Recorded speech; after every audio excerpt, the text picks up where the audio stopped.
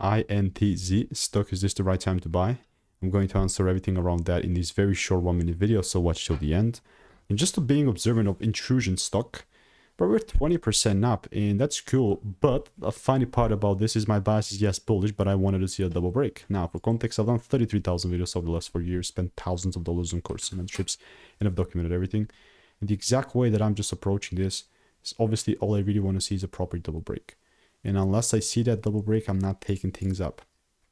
In this case, it's still the same exact approach, but I'm yet to see a double break, man. Like this, not preferred. I mean, by my side. And again, this is just my opinion, but I'm not trying to force trades here neither. So, but again, just postpone the buy.